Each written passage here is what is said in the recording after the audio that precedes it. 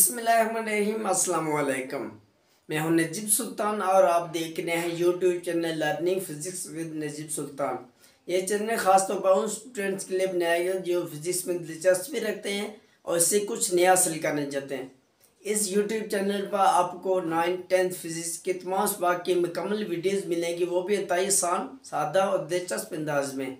तो बगैर टाइम जाए कि हम चलते हैं अपनी पहली वीडियो की जानब। जुड़े रहिए learning physics with Najeeb Sultan के साथ। अल्लाह हाफिज। बिस्मिल्लाहिर्रहमानिर्रहीम, अस्सलाम वालेकुम। This is Najeeb Sultan, your physics teacher और आप देख रहे हैं YouTube channel learning physics with Najeeb सुल्तान।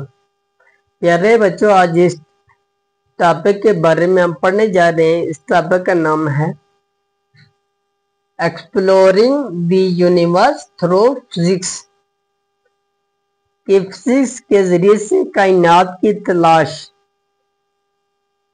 कि हम जानेंगे कि कायनात को कैसे सर्च करते हैं फिजिक्स के जरिए से। तो प्यारे बच्चों, आप डेली रूटीन में मुख्तलिफ फिनोमेना ऑब्जर्व करते होंगे और आपके माइंड में बहुत सारे क्वेश्चन रेज होते होंगे। आया कि कोई भी चीज कैसे परफॉर्म कर रही है। फॉर एग्जाम्पल, ये जैसे कि मेरे पास मार्कर है, ये मैंने छोड़ा है, तो आपने देखा है कि मार्कर नीचे की तरफ ही गया और इसी तरह आपने देखा है कि अक्सर चीजें नीचे की तरफ ही जाती हैं। तो आपके माइंड में क्वेश्चन आता है कि चीजें हमेशा नीचे की तरफ ही क्यों जाती हैं, ऊपर आसमान की तरफ क्यों नहीं जाती।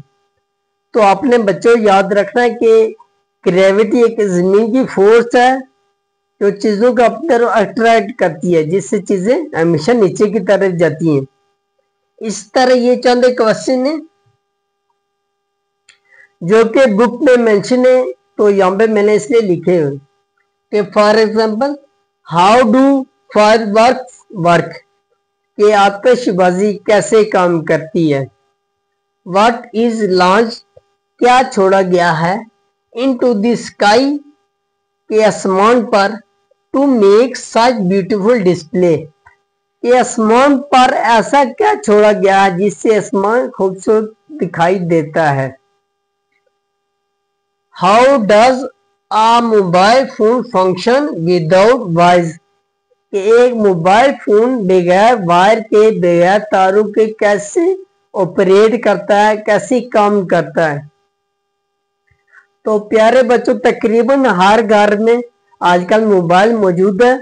तो आपके ज़हन में क्वेश्चन आता होगा कि जब हम किसी भी रिश्तेदार, दोस्त, अहबाब से, चाहे वो पाकिस्तान में है या पाकिस्तान से बाहर है, उनसे बात करते हैं तो मोबाइल के जरिए हमारी आवाज उन तक कैसे पहुंचती है। जैसे कि हम यहाँ पे अपनी बात रखते हैं तो जाहिर सी बात है उन तक कैसे पहुंचती है, या वो वहां पे for example Saudi Arab, Kuwait या किसी भी जगह अपने मोबाइल फोन से बात करते हैं तो हम तक कैसे पहुंच सकती है, ये सब कैसे पॉसिबल है।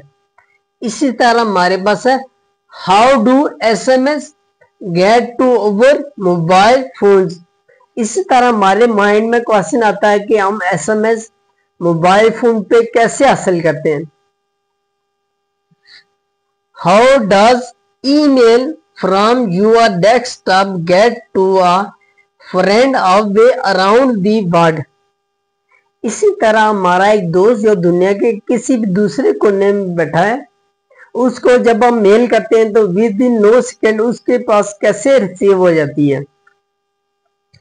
नेक्स्ट हमारे पास है how does a telescope function, कि एक टेलीस्कोप कैसे काम करती है।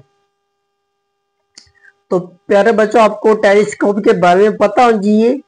टेलीस्कोप एक आला है जिसको उर्दू में दूरबीन बोलते हैं।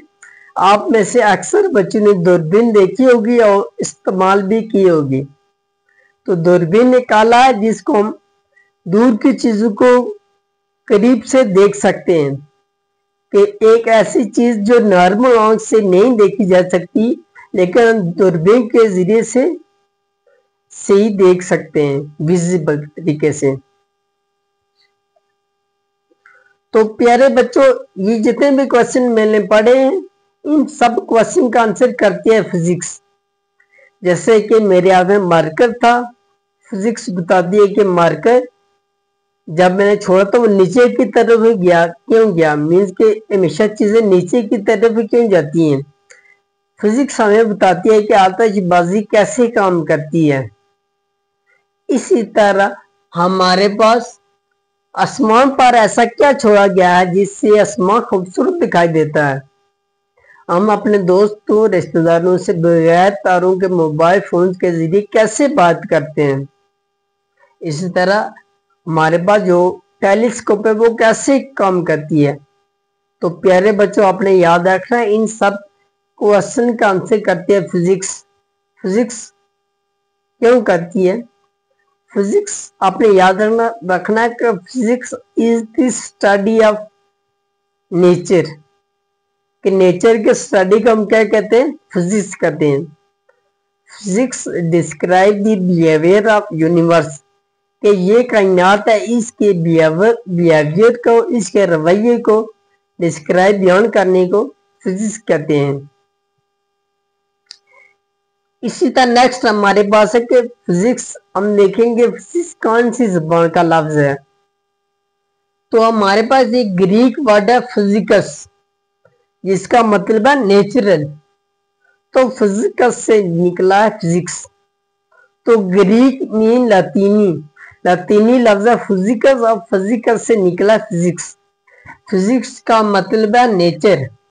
तो जैसे मैंने आपको पहले बताया कि physics is the study of nature, तो फिजिक्स का मतलब भी क्या है? नेचर।